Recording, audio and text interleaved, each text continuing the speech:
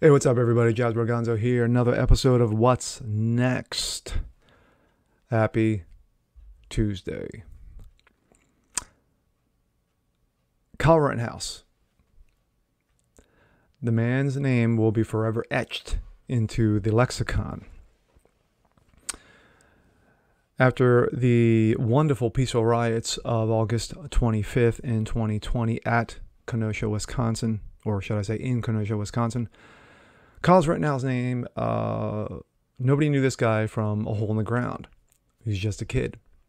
But now we know about him, a lot of him, and what ensued that night, and of course, the trial and the acquittal. But one man got on the scene and got on it quick as soon as he was acquitted, and that will be one Tucker Carlson. Yes, you can't cuck the tuck. This is something that I haven't done in a real long time, and it's Tucker Talk. And we're going to talk about his exclusive interview with Kyle Rittenhouse. I'm going to bring up this man right here, Tucker Carlson. He did the exclusive, when we're going to show a little bit of it. Let's take a look. Welcome to Tucker Carlson Tonight. In retrospect, it's remarkable just how dishonest, how thoroughly and intentionally dishonest the media coverage of the Kyle Rittenhouse story turned out to be.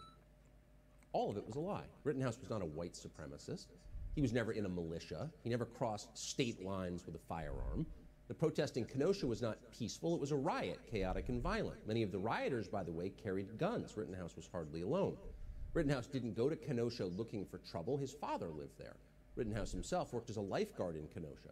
On August 25th of last summer, Rittenhouse went downtown to stand guard over a car lot. Here's the context. The night before, police in Kenosha had done nothing as the mob burned businesses, including another car lot, all the way to the ground. True, very true. The business owner needed Kyle Rittenhouse's help. He was looking to a 17-year-old for help, if that gives you some perspective on how bad things were. How sad that is. As Rittenhouse stood there, rioters threatened his life. Then they attempted to kill him. In the end, Rittenhouse shot 3 attackers as he tried to run to the safety of the police. A number of media outlets claimed the men Rittenhouse shot were black. In fact, all 3 were white, and all 3 had serious criminal records. Oops. Go on. Again, the media coverage was, from beginning to end, a tapestry of lies. If you watched the trial last week, you know that. But what about Kyle Rittenhouse himself? What is he like? Apart from his testimony in court, few Americans have ever heard his voice. Over the next hour, we're going to let Kyle Rittenhouse speak for himself. You can make up your own mind what you think. But before we start, one observation, which you can't resist making. It's hard to ignore the yawning class divide between Kyle Rittenhouse and his many critics in the media. Rittenhouse comes from the least privileged sector of our society.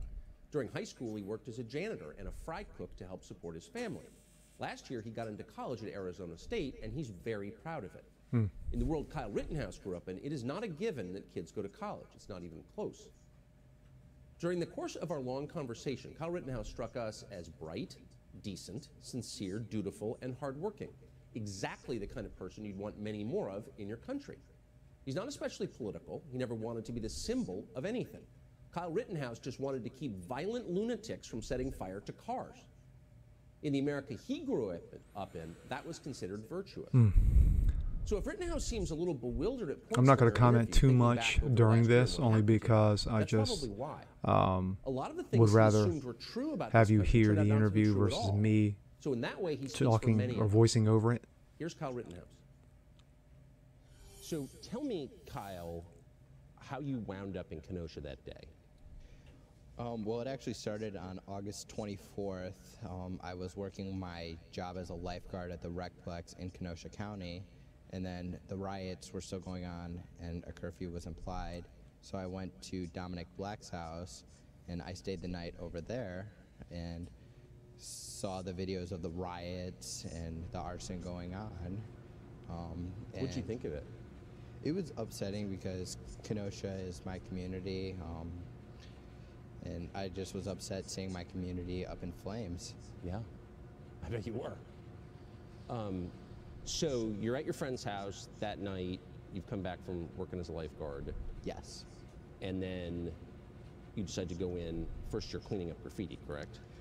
Yes. So we say the night, I say the night, August 24th. We wake up in the morning and we're talking. We're like, let's go help our community. Let's go see what we can do. And we ended up at Ruther Central High School, where we were cleaning graffiti for a couple hours, and then we met with the owners of Car Source, and we offered to protect their business from fires, making sure the rest of their other two properties didn't get burned down like they did the night prior, and they agreed. We came back. We went back to Dominic's house and hung out there for a little bit, and then we went to Car Source to help protect the property and make sure it didn't set on fire again. So you get there, what do you see? When I get there, I see in the beginning, the morning of Ruther Central, I see just spray paint everywhere. I see smoke coming from the Car Source that was burnt down, and it was quite upsetting because that was somebody's business that got destroyed. Yeah. So you said to the people who own the car lot, I want to protect your cars, and they said, yes, please. I said, hey, if you, I asked if they needed any help, and they said, yes, if you can. Where were the police? I'm not sure really, because they have a hard job. For sure. But I didn't really think they got the support they needed. The National Guard should have been called August 23rd, but the city of Kenosha failed the community. The governor, Tony Evers, failed the community, and there should have been a lot more resources to help with that. My thoughts.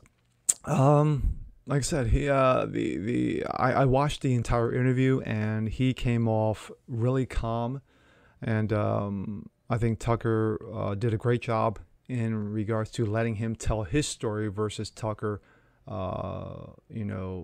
inserting himself, which of course he doesn't do, which is the great thing about watching Tucker Carlson, is that he will allow you to tell your story and not allow you to do the old spin per the Bill O'Reilly, and for those who you remember Bill O'Reilly.